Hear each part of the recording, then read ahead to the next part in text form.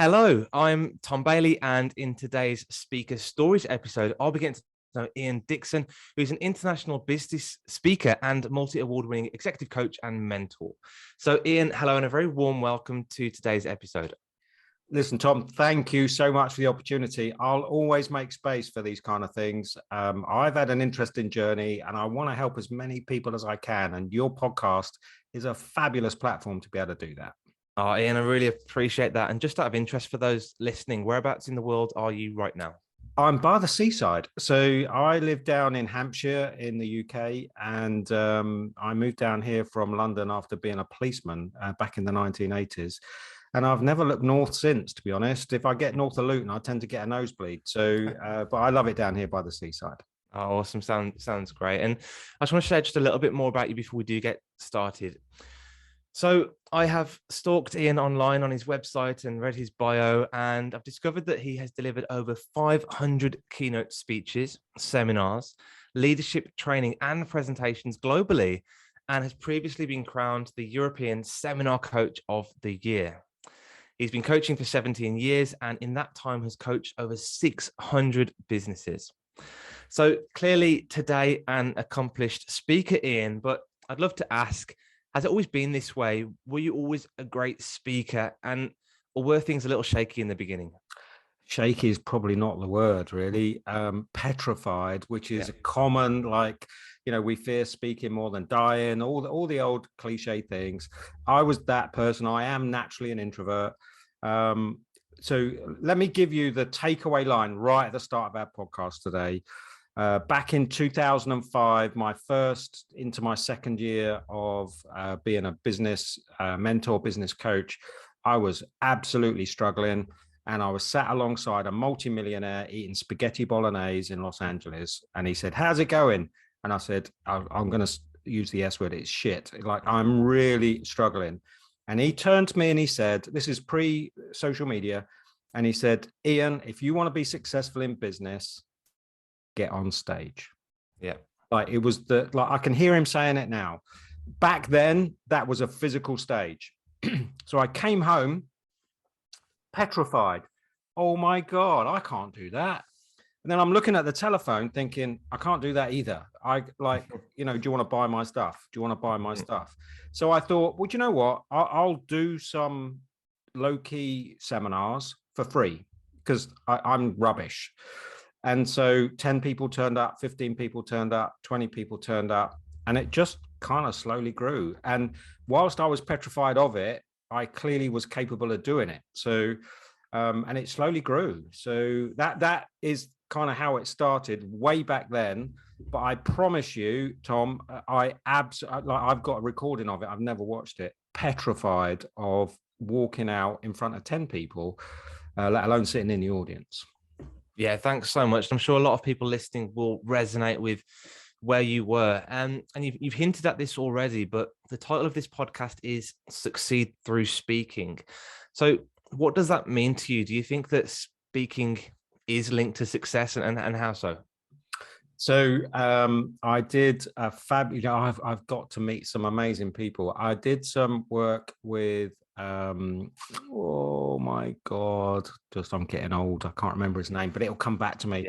Yeah. Anyway, it was called The Expert Economy. And the guy who wrote Key People of Influence, why can't I remember his name? Daniel Priestley. Daniel. So I did some work with Dan, and I did a co-event with him. He asked me to do a guest speak. Expert Economy. And the research I did, one of the big takeaways on the research for the Expert Economy is to be recognized as an expert by being a speaker and being a presenter. But bearing in mind, I was over 10, maybe 12 years in. So it was a bit of a retrospective view of the success of that. But then this whole thing about, to be successful in business, get on stage, started to resonate with me. I think, well, that's why this has happened then. So yeah, people in my community in Hampshire, before, we ended up on Zoom, people would ask, who should I speak to about? And they'd say, speak to that guy because he does free events. He's a speaker. He knows his stuff. So I think anybody that steps out onto a stage, whether that be, this is a stage nowadays, or a physical stage that is confident, capable, and delivers good content, massively increases the expert needle. So, and so then people will start, one of the things I used to say about my events, the worst thing that will happen is 25, 30 people will go away and say nice things. Like, even if they don't want to buy my stuff, they'll say, you should go to that. It's quite good. Yeah. So, yeah. So the long and short is, it's not for everybody. I'm not going to pretend that not everyone can be a leader. I don't, I'm a big believer in the fact that it's a lot of this is DNA. You'll never catch me catching Usain Bolt. So I think a lot of this is DNA. But for me, I've personally found that rather than pick up the telephone, even though I didn't realize it, standing in front of an audience, one to many, actually was a fabulous route to market for me. I gave stuff away. I didn't feel like I was marketing. So yeah, great. And we talk about positioning, and physically positioning yourself at the front of the room is a great way to be seen as the leader, because normally in any context, the person stood at the front of the room is the one who's seen as the leader. So yeah, it's a great bit of value you've added there. So when you think about public speaking then, and obviously you are a speaker now, how much of your career success or success in life would you attribute to your ability to stand up and speak in public? So I have thought about this a lot since the pandemic kicked in, and I thought to myself, because actually there was two tiers for me. One was getting in front of an audience, and then the other one, about maybe 8-9 years after that, was then getting in front of a camera. Yeah, and actually it's a very different thing altogether. So there are a little bit of crossover, but a real big thing for me over 2 years ago was the realization, if I hadn't gone on that journey, I'd probably be driving a bus now. So, I don't think I would have survived. But the fact that I had ticked the public speaking box and then felt more comfortable getting into a camera, and then the pandemic hit, and then I'm right at home in front of Zoom. Listen, everyone's catching up, don't get me wrong, but I was right at home in front of Zoom. So like, to the extent, within less than 9 months of doing coaching meetings on Zoom, doing some speaking events on Zoom, I was actually traveling the world in my slippers, training how to deliver content on Zoom. Great. Love now, it. and if I hadn't gone down, listen, one of the things I say about luck in business is hard work. If you work hard, that's when the luck kicks in. So I think that I got lucky because I worked hard without realizing we were going to have a pandemic. So yeah, it saved my bacon. I love it. And it's such a great transferable skill. So, if you can speak in front of 1,000 people on a stage, how much easier is it to have those small conversations, to facilitate, to coach, to use storytelling in everyday interactions? So yeah, great transferable skills. So you've mentioned already that you were petrified of public speaking, and you remember back to delivering those small presentations in front of 10 people. How did your first presentation go? Can you remember those shaky beginnings? So it reminds me of doing best man speeches. Yeah, I have too much to drink and I have no idea what I said. So the best real life story I can give you is I had won that a seminar award, which was given to me by Global Coaching Organization. And they asked me to go to Los Angeles and share what it was I was doing that was making the attendance level so high on my seminars. So I went to Los Angeles, and this was to 500 peers. This was 500 business coaches. I didn't sleep. It proper made me, that it was like one of the, there's been probably 3 or 4 real big ones where I thought, oh my God. And that was one of them. I have no recollection, Tom. I honestly, to this day, I can remember going into a side room in the hotel that was stacked with chairs and grizzling afterwards because I felt like I'd failed. I'd bigged up the opportunity. Thought, oh my God, this is how wonderful is this? How far have I come? I did my talk and I came off and I felt like I'd fluffed it and I missed stuff, and it's all a blur. But I went off and hid myself away and had a bit of a grizzle because I thought, it's a one-shot thing. I'm never going to get this opportunity again.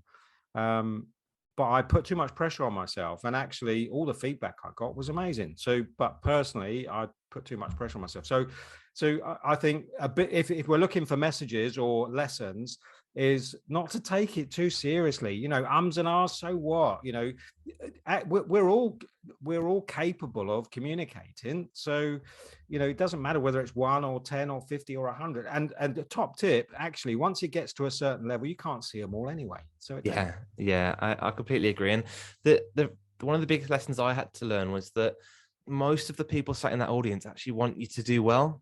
Of course, no one wants you to fail. No, they've decided. Some of them are paid money. You know, exactly. They want some good stuff. They've either invested money or time to come and listen to you, so they're sat there wanting you to do a great job. So yeah, you're putting so much pressure on yourself, and you almost think that the audience are putting pressure on you, but in reality, it's not the case. So when you do think back to that first presentation, then what advice do you wish that you could give to a young Ian? Oh, that's a great question. So, that's a great question, because I don't want this to sound, because I am genuinely an introvert and I'm modest. You know, I still get imposter syndrome. Yep. I genuinely feel like I did an okay job with it. Right. So, so a piece of advice I would give myself back at the start is don't get hooked. And I've listened to some of your videos. Don't get hooked up on shadow boxing and rehearsing. Actually, there is the best piece of advice I can give you is get in front of real people, because it's impossible to articulate the feel and the energy that you'll get back. If you're in your living room with a PowerPoint on the wall, trying to, deliver your content, and are indoors or the kids are listening, it ain't the same. So you can shadow box in the gym all day long. The minute you get into a ring, it's a very different game. So go to safe environments like your Toastmasters, and actually networking is a fabulous safe environment to stand up, even though you only get a short period of time. They all add up. So get in front of people, because you cannot replicate energy, feedback, and all that real stuff that comes at you. So yeah, and one of the big things for me is engagement, and which has been a big struggle with Zoom. It's very difficult to get engagement rehearsing. Well, in fact, it's impossible to get engagement rehearsing. Yeah, and almost if you over rehearse and you script and you try and memorize this script, you're effectively just going there quite robotically, just delivering stuff into an empty audience. Whereas if you're trying to read the room and engage and smile and get eye contact, that's such a better way to deliver. So we're talking here about in the early days, but what about those people listening that would love to be a keynote speaker and maybe they're already speaking a little bit? What advice would you give to somebody wanting to really pursue a career as a paid speaker? Oh, so how bizarre. So Wednesday, I was at the Excel in London, keynote speaker at Europe's biggest business show, the business revival show this year. Yep. And somebody came and sat next to me while I was sat in the keynote section, and she came and sat next to me and said, "Hi, my name's such, and I would really love to be a keynote speaker. How do I get on the bus? How can I make this happen?" And I said, "Well, you've got to really cut your teeth." So the Susan Boyle approach to ending up being a keynote speaker at London's Excel is destined to fail. So you're robbing yourself of that journey, of the mileage. So my advice is to go cut your teeth in all the booths around the business show, which is what I did. And I had no aspirations to be a keynote. I'm still an introvert, so I had no aspirations to be a keynote. And then what happens is, after a couple of years, so it's probably 6 side booth, which is 20-30 people, I got an email saying, "Would you like to do a keynote next year?" And it's like, "Oh my, no, I can't. No, I couldn't do that." So what if they find out I'm actually rubbish? What if they find out? So the best, all I would say is don't try and cut corners. Go networking. Go Toastmasters is a mixed bag. I think if you can get yourself into a good group and you get good feedback, the thing, if I was to be brutally honest about not just Toastmasters, but those types of groups, is they're inward facing. And what you're better off is, it's a bit like going to the gym, but sparring. but actually there is no replication for truly standing up in front of people. My route was to do my own thing. So I took my own risk. So that's another route that I'd recommend, put on an event, get 10, 15 people to come, even if it's your brother, your sister, and your uncle, get them to come and sit in the audience. Have somebody give you some feedback that you trust and respect. Don't ask the audience, ask somebody that you respect, say, how was it? So, and grow that way. So, and then eventually people will identify with you. It's not for everybody. So that's how you'll find out. Yep. And absolutely. And for some people listening that just can't even see themselves standing up and speaking in front of 20 people. And a couple of the early steps that I took and recommend are to speak on podcasts as a guest, to run webinars so that you can then practice in the comfort of your own home before taking that step out into effectively the real world. Great. So thank you so much for that answer. So another question I like to ask speakers is around resources. We've talked about advice and guidance, but are there any particular resources, books, and anything at all that you've utilized over the past few years to really help you develop as a speaker? So I know you went down this route, Tom. So my journey's been, I don't know that it's been unique, but I kind of just made my, I haven't done any courses, I've not even read a book on it. No. So I just felt that if I know my stuff and I truly believe that I'm adding value, if I can speak passionately, genuinely passionately about what it is that I want to share, then why wouldn't I do that? So, so I have been on, I did a 4-day, I don't have many people that I kind of aspire to be like. No. Brendan Burchard I'm a big fan of, probably one of the few people, anybody that knows Brendan will know who I'm talking about. He's probably one of the few people that I look up to. He came to the UK a few years ago and I grabbed a ticket, went and I did a 4-day thing with him. And he had a guy on there, I'm not going to name him, but he is a speaker coach and does speaker courses. And I'm going to say it out loud. He's a charlatan. He's a dare I say, thief. The guy is selling the dream. So, and I've watched him speak. He overspoke by over an hour. People were booing. People got up and walked out. So be mindful. If you do feel that you want to get a qualification or accreditation, or go on some training, that's fine. But I truly believe the best thing to do is cut your own path, is do your own thing, go networking, maybe just, if you know your stuff, why not do a 2-hour presentation on, how to plant roses? It really doesn't matter. So, we're all capable of speaking. There isn't a right side of the stage to stand on and then the left side and stand back and stand forward. There's a few things where I see people make mistakes, where they end up getting nervous and so they isolate themselves, or they stand up on a platform. And actually it's just be human, and interact and get engagement. And I've not read anything, I've not watched anything, but I'm human. Right. Yeah. Like, I just talk to people. So yeah, I can't recommend any books or courses. That's great. Carve your own path. And really it's about self-belief and mindset as a resource to help you really, really go forward. And so you've already mentioned the transition that you made during the 2019 global pandemic. My next question on this topic is, do you think that virtual speaking and webinars is here to stay, or are we just going to jump straight back into physical in-person conferences? What's your thoughts? So there's two trains of thought for me. One is a hope and one is the reality. I think the cop-out answer is a hybrid. I was in Geneva last week doing some speaking work.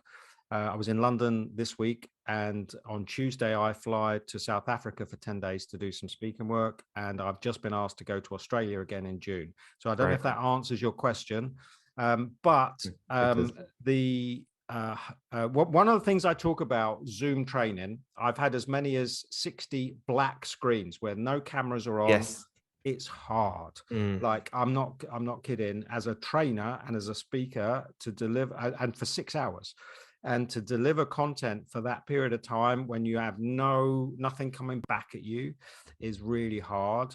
And so one of the things I talk about is, yes, it's efficient, but is it? Is it effective? Yeah. So is it truly efficient? So it might be cost efficient. Is it delivery efficient? So I'm excited to get on a plane on Tuesday to fly to Africa to do 3 lots of 3 days and physically be in a room, because I know the conversation will be very different to one-on-one, perfect. 1 on 3, 5, 7, 25, it all gets a bit weird. So, you know, I love to ask questions, you know, who in the room has, I can't do that on Zoom. So, no. Yeah, exactly. So, no, good, great answer. Thank you so much. And yeah, very exciting that you are still jet setting around the world. With yeah, back on track. Absolutely. And very, very last question from me today is, if anyone here has resonated, they love what you talk about, want to find out more, where can our listeners connect with you online? So I'm very proud of this, and I've got a very technical friend that has verified it. If you type my name into Google, I'm on page 1 anywhere in the world. And I look skyward, and my mum would be incredibly proud of that. So because there's lots of Ian Dicksons in the world, but I'm big on the socials. Just put my name into Google. I have over 100 videos on YouTube. I'm big on Facebook, LinkedIn, one of the world's top coaches to follow on Twitter. You'll find me on all the socials. So, but put my name into Google, I'm sure you'll find me. If you can't, then I failed miserably. No, absolutely. And what I'll do as well, Ian, just as a fail safe, I'll put all of the links into the show notes as well, just in case, so people can click on those. Yeah, you're a star. And find you online. And so, Ian, we're out of time, but thank you so much again for your time today and for sharing such great value with our audience. You're very welcome. It was the Blue Shirt Show today. It was indeed. Thanks again.